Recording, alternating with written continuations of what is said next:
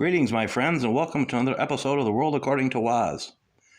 It's Tuesday, January 10th, 2023, and surprise, surprise, the day after, first day back in session, after Kevin McCarthy was nominated as Speaker of the House of Representatives actually voted in favor of defunding the new 87,000 IRS agents that the Biden administration hired to sick on you and me, the average citizen.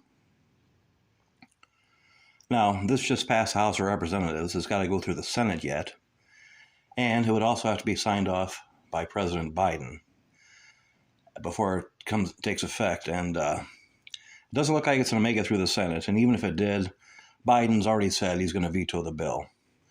But this is a start. This is a head in the right direction. Republicans are actually doing something. And people now have to go on to record voting against this bill.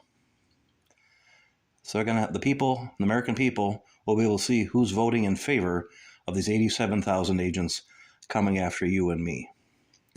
So this is a good thing. I mean, it's a net positive as far as I'm concerned. Another thing that happened yesterday in the House is they approved the new House rules package. And part of the package has to deal with the rules they approved on as any future debt ceiling increases must have corresponding spending cuts. Now, this is a great thing. We spend far too much in this country, and if they're going to keep raising the debt ceiling like they always do, something's got to be done. We have to stop spending all this money that we don't have. Future generations are going to have to pay for all this somehow, and it's just not sustainable. They also, in this new rules package, voted that spending has to be capped at 2022 levels, which means spending for this year, next year, as long as it stays in place, cannot exceed the spending that happened in 2022. So they can't spend more this year than they did last year. I think this is a first. And it's a good thing, because every year they spend more and more money. It keeps going up and up and up and up, and it's just insane. We can't keep going on with this. Also, there's a new committee in this rules package that's going to probe the weaponization of the federal government. And I don't know. I mean, we're going to have to see if something comes of this. Hopefully it does. And also, they're going to have January 6th Congressional Committee has been dissolved. And that whole thing was a total sham anyway. So I'm glad they're getting rid of that. And the Republicans are also looking to investigate the January 6th committee and about the so-called insurrection. So they're going to look into what's been going on with that committee, what kind of shenanigans have been going on there.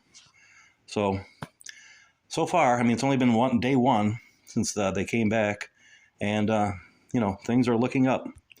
Another thing that's been going on lately, of course, is the media is still harping on January 6th and how they believe Donald Trump was behind it all, and he wanted his supporters to overthrow the government. Well, there's absolutely nothing at all indicating that's what he was in favor of. In fact, as we talked about before, and you've probably seen on Twitter, that he was calling for the opposite. He was telling everybody to remain peaceful, to not do anything wrong. And these people in the media, they're just insane. I saw Lawrence O'Donnell on MSNBC yesterday. I don't know if you know who this guy is. He's just horrible. And he's just going off and on 9/11, on January 6th. How it's worse than 9/11 and all this other stuff. These people just lie constantly. And unfortunately, there are millions of people who actually buy into this nonsense. Just like they bought into the nonsense of Black Lives Matter, how the whole thing was peaceful. There were no riots going on or anything else. I don't know if you remember the CNN reporter when the riots started in 2020 with Black Lives Matter. And the reporter on the scene saying it was a fiery but mostly peaceful protest. And in the background, you see this building just up in flames. I mean, the whole thing is just ridiculous. You know, they can basically, on the news, they can show somebody walking up to somebody and shooting them in the head and saying, oh, it's mostly peaceful. These people are just crazy. Also in the news from over the weekend and yesterday is President Joe Biden. They discovered that he's got classified documents stashed away at the University of Pennsylvania. Now, these are documents that apparently he took when he was vice president. So they've been there for what, 6 years now, if not longer. And the question I have is, when is the FBI going to raid the University of Pennsylvania? And, looking for these documents, if they're classified. Who knows what he has? He could have nuclear launch codes, all these things that they accuse President Trump of having. Are they going to actually go after Joe Biden for the same thing? Of course, we know the answer to that. The answer is no. I'm going to cut today's episode a little short, but I'm going to wrap it up with this. I think the tide is turning. And it's not just because Republicans now have control of Congress and they may actually do something this time. People are actually, they've had enough. Your average American has had enough of all the nonsense, the lies, the lockdowns, the corruption. We've had enough. And I'm going to ask all of you, my friends, to join me and start standing up for what we believe in, and to not be afraid to speak our mind. Many of us are afraid of this, and you could say rightly so. I mean, people lose their jobs over saying they support President Trump, or that they believe the election in 2020 was stolen. People get canceled online, all kinds of just ridiculous things just for speaking your mind. And the only reason why they continue to do this is because nobody fights back.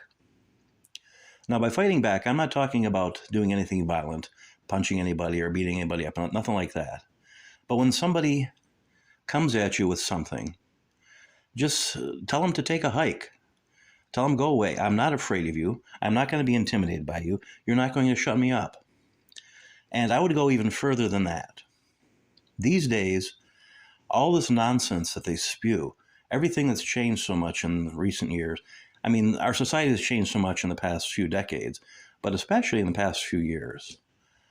All the stuff they're coming out with, when they say something stupid, and you're actually talking to somebody in public, and somebody says something totally stupid to you, just look at them with this confused look on your face and say, what the hell is wrong with you?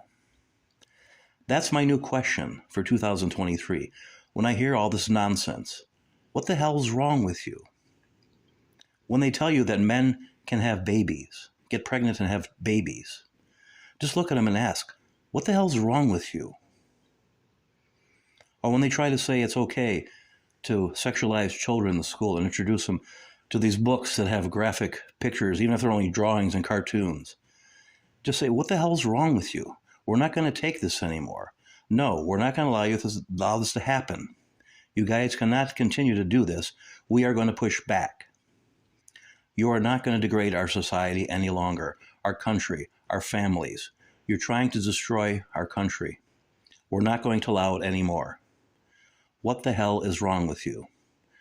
That is the new question. We should all be asking that from here on out.